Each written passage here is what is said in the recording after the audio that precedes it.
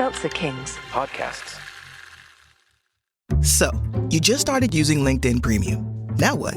Well, on your premium company page, you noticed around 7.5 times more page engagement and 5 times more page views. Well done. And now, new clients are messaging you.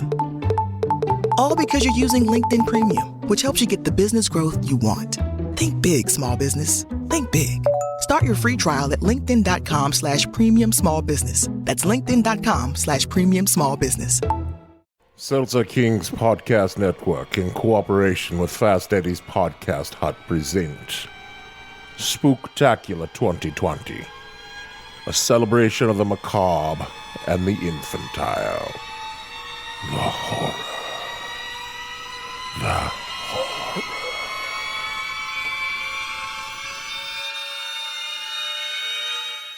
Why the sad face, buddy?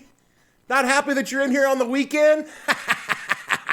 Anyway, I'm going to the bar. Have fun recording your little show, Gavin. Ass.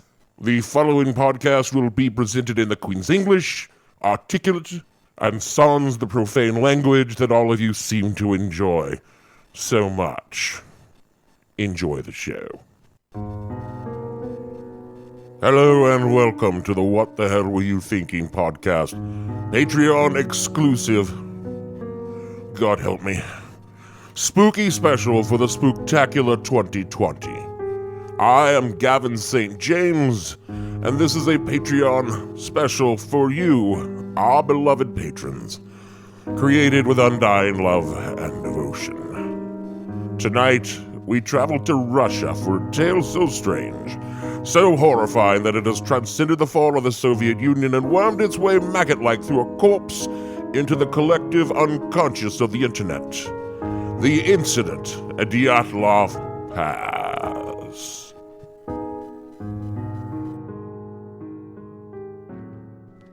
Our story tonight begins in February 1959, Soviet Russia.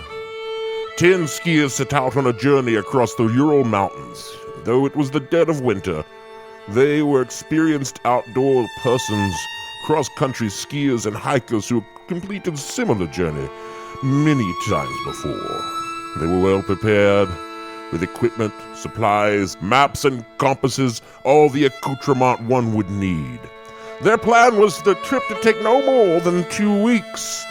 Yet they had been on their journey for nearly a week when something happened they were not prepared for, and it would cost them their lives. Igor Dyatlov, a 23-year-old radio engineering student at the Ural Polytechnic Institute, was the leader, and he assembled a group of 9 others for the trip, most of whom were fellow students and peers at the university.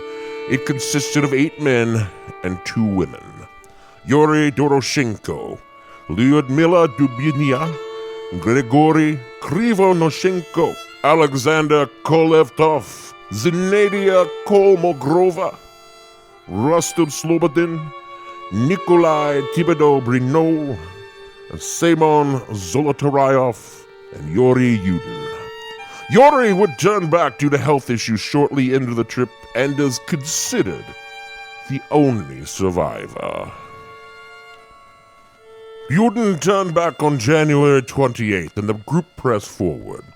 Dyatlov told Yudin to expect to hear from them sometime around February 12th, but that it might take a few days longer as the weather was growing worse.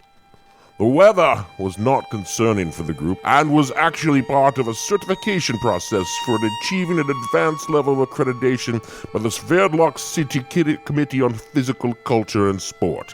The group's Commissol, a youth organization being both political and social clubs, was sponsoring them.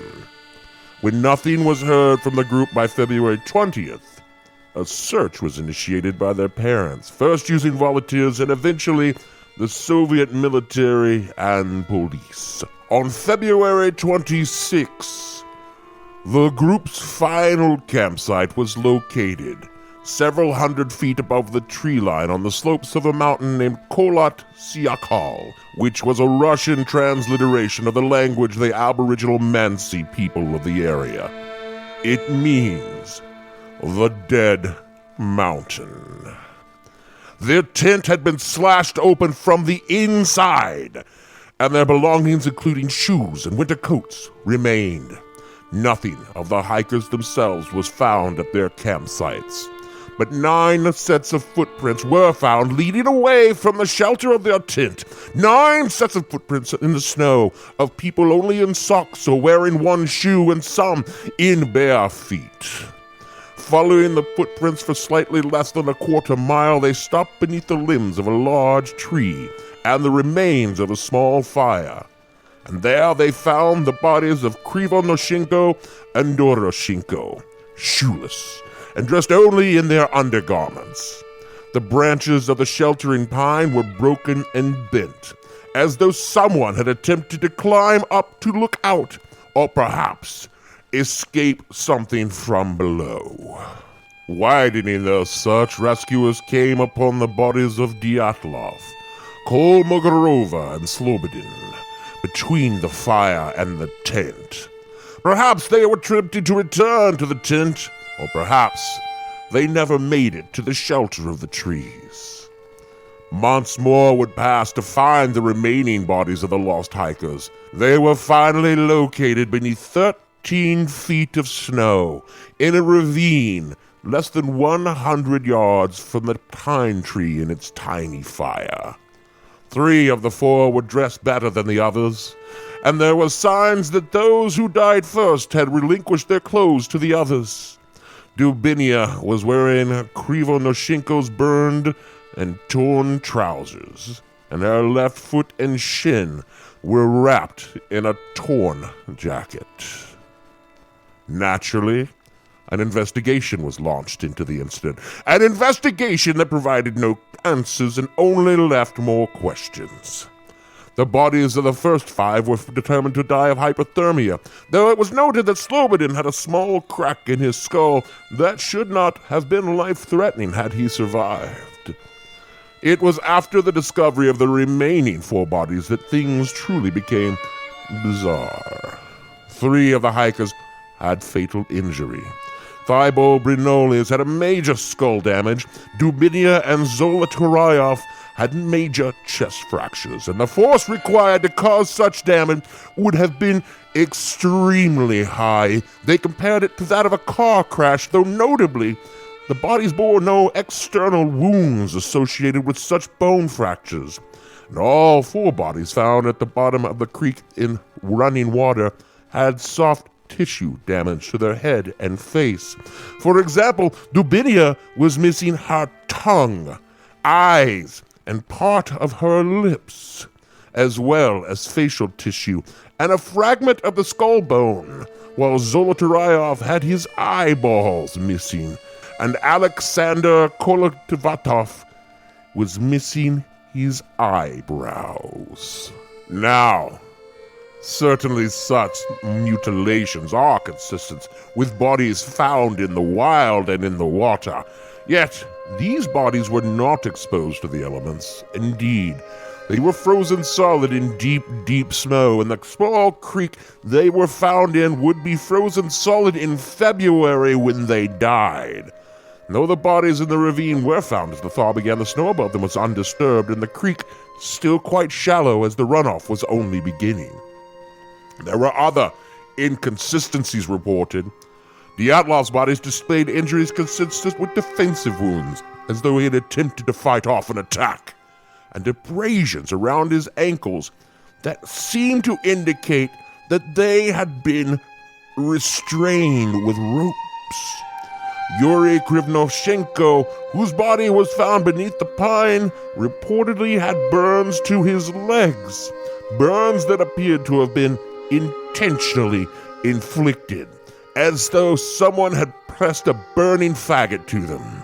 Strangest of all, Yuri had bitten off a piece of his own finger, and the flesh was still in his mouth when he was found. Zinaida Kolmogorova lay nearby, and from the position of her body, it seemed as if she had been desperately trying to scramble back uphill towards the tent. There was a long, bright red bruise on the right side of her torso that looked as though it might have been caused by a baton. Investigators sifted through the group's diaries and journals and found nothing ominous in the entries leading up to the night in question. They also recovered cameras and film they were using to document the trip. Film that would later open yet another mysterious door into their fates. Despite lingering questions, the incident was ruled an accidental death by, quote, a compelling natural force, unquote, in May of 1959, and all documents pertaining to the incident were consigned to a secret Soviet government archive. Yet questions lingered, and questions were dangerous in the Soviet Union, and the incident was sealed for decades until suddenly the Soviet Union was no more. And surviving family members and even some of the investigators themselves brought the incident back to the light of day. In 1990, Lev Ivanov, one of the original police investigators in 1959, published an article that included his admission that the investigation team had no rational explanation for the incident. He also stated, after his team reported that they had seen flying spheres, he then received direct orders from high-ranking regional officials to dismiss this claim. Other researchers attribute the incident to secret Soviet military experiments, including nuclear testing, citing that one of the bodies had been found with abnormal levels of radiation on his clothing and in his tissue. Supporting all of this were numerous stories of lights in the sky and mysterious fireballs seen over the mountain prior to, after, and on the night of their presumed disappearance, which could be either Soviet military or perhaps unidentified flying objects. God. This case was reopened officially in 2019, and the results were issued by the Russian government in July of 2020. And although only 3 possible explanations were being considered, an avalanche, a snow slab avalanche, or a hurricane of wind, and the possibility of a crime occurring is officially discounted by the Russian government. Could it have been an avalanche? It was. It certainly seems the most plausible explanation until you factor in certain key elements. There were no signs of an avalanche when the campsite was found, none of the telltale marks of snow flowing around the area. The bodies found near the tent were only covered by a thin layer of snow, implying a large movement of a snow layer did not happen. Hundreds of expeditions in the area since have taken place in similar conditions, and not a single avalanche has been documented. The ground where the tent was located was specifically chosen by members of the group, all of whom were highly experienced mountaineers and skiers who knew about avalanche and how to avoid them. So if there were an avalanche, it would avoid the ground where the tent was pitched. Also, the footprints leading away from the tent were not the mad dash of panicked people fleeing an avalanche, but consistent with a group of people specifically seeking the shelters of the tree line below, not running from a wall of snow. So, could there have been an avalanche? Yes. But it is the most likely explanation. I think not. It was. What about katabatic winds? What is that, you might ask? It's a sudden and violent windstorm that is possible in terrain similar to the Dead Mountain. It came howling down the slope, forcing the hikers from their tent due to the danger of its collapse and forcing them to cut their way out and then down the slope into the shelter of the trees. The hikers attempted to build shelters in the tree line. One of them perhaps collapsed upon them, causing their injuries, and the others dying of exposure. Or perhaps another kind of wind. It generated a terrifying phenomenon known as infrasound. Wind going around Kolotsiakar created a Karman vortex, which can produce infrasound capable of inducing panic attacks in human beings. Because of their panic, the hikers were driven to leave the tent by whatever means necessary, flee down the slopes, and by the time they got further down the hill, where they would have been out to the infrasound's path, they would have regained their composure, but in the darkness would be unable to return to the shelter. The traumatic injuries suffered by 3 of the victims were the result of their stumbling over the ledge of ravine in the darkness and landing on rocks at the bottom. So, could it have been a mighty wind coming down the mountain? Possibly. Some speculate that the 9 found themselves in the middle of a military exercise where the army was dropping what were called parachute mines, a bomb that is dropped into the area and then detonated above ground, sending pressure waves that would account for the internal injuries of some of the group without the external bruising and indicators of said injuries. This could also explain the strange glowing lights seen in the areas and some of the external injuries found on the bodies like burns and abrasions. And the Soviet Army did test such weapons in the area before and after the incident. Others say it was radiological weapons being tested, which provide an explanation for the unusual radiation found on only one of the bodies. But alas, there was no other reported radiation exposure in the areas or on any of the other bodies or their belongings. At the time, authorities very much wanted to attribute the incident to an attack by the Mansi tribe indigenous to the area. A BBC article, my old employer, said of the suspicion, quote, "At the time of the deaths, accusing figures were initially pointed to the only other people living in the region, the Mansi. One of 45 indigenous peoples living in Russia, the Mansi have survived over the centuries by hunting, fishing, and reindeer herding. Soviet investigators were convinced we Mansi must have killed them. So many people around here were arrested, and a woman from another village who was no longer with us used to say that the secret police tortured them. I don't know if that's true, but they certainly were interrogated for weeks. Eventually, the Soviet authorities were unable to find any incriminating evidence. Suspicions still linger about the Mansi's possible involvement. One book published in 2015 suggests that the Mansi hunters were high on magic mushrooms used in shamanic rituals and went berserk when they found the students had wandered onto sacred Mansi land, unquote. Yet the Mansi thinners now were peaceful people who simply wanted to avoid trouble with the state, and the state tended to want to civilize indigenous people, and murdering a group of hikers would draw highly unwanted attention to the Mansi people and result in their relocation or even extermination. And that was to be avoided at all costs.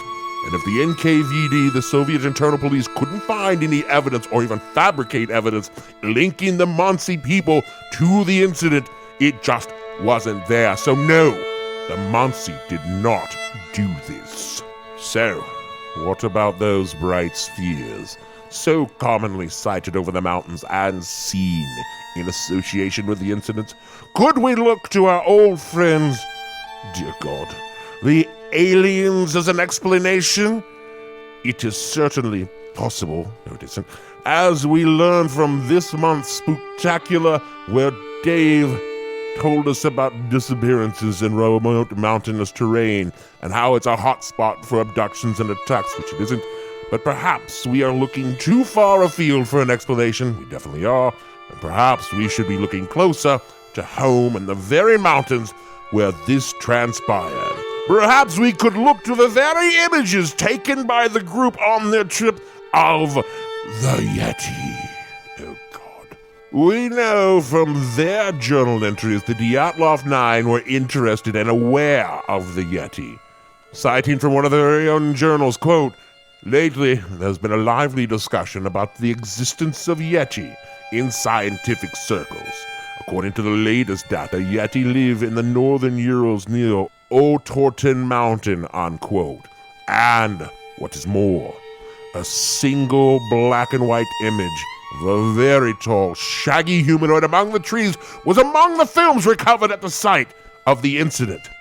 Yetis, my friend, Yetis are no joke. God, yes they are.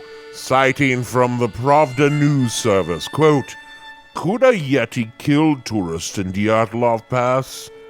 A renowned doctor is not named, but he claimed that the broken ribs of Semen Zolotarev and Ludmila Dubininia were the result of the squeezing of their chests by some big creature. Afraid of being mocked, the famous doctor asked not to disclose the name, unquote. This was reported in Pravda, and if you can't trust Pravda, who can you trust? Of course, Yeti is just a word, and not what the Mansi people would say of the creatures and spirits who roam the slopes of the Dead Mountain.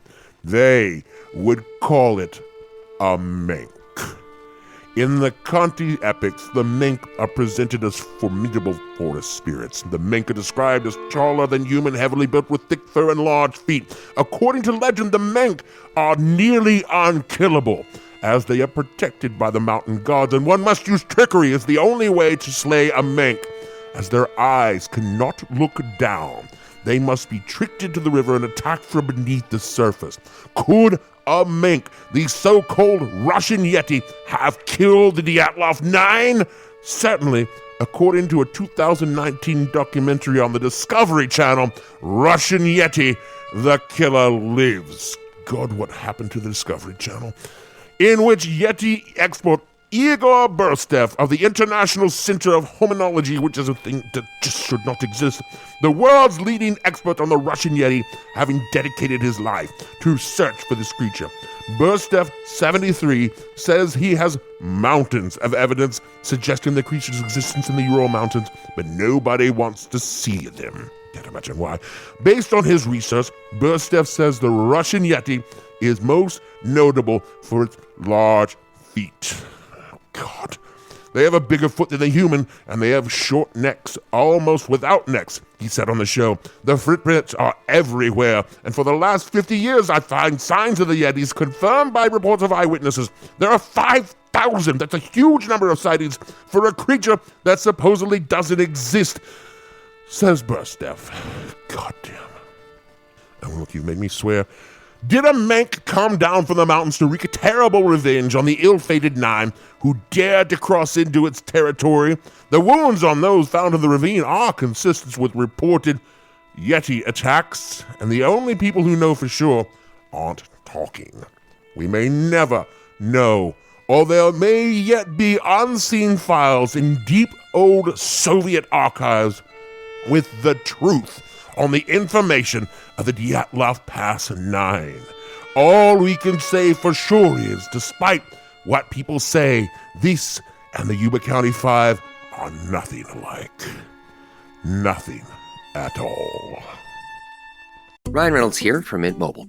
I don't know if you knew this, but anyone can get the same premium wireless for $15 a month plan that I've been enjoying. It's not just for celebrities. So do like I did and have one of your assistants switch you to Mint Mobile today. I'm told it's super easy to do at mintmobile.com/switch. Upfront payment of $45 for 3-month plan, equivalent to $15 per month required. Intro rate first 3 months only, then full price plan options available. Taxes and fees extra. See full terms at mintmobile.com. This episode is brought to you by MeUndies. Underwear drawers are like the Wild West. You never know what you're going to pull out or what shape it's in. So upgrade your collection with the buttery soft comfort of MeUndies. MeUndies' signature fabric is as soft as a warm hug from your favorite sweater. Plus, it's breathable and oh so comfy, making it ideal for all-day wear. Get 20% off your first order, plus free shipping at MeUndies.com/Spotify with code SPOTIFY. That's MeUndies.com/Spotify, code SPOTIFY. This has been a spooky special. Good God. Can't believe I'm here on my day off working on this. Exclusive content for our Patreon subscribers and part of the inanely named Spooktacular 2020. First of all, it's not an original name, and second of all, it's just not a word. Thank you all for your continued and inexplicable support that makes this podcast possible.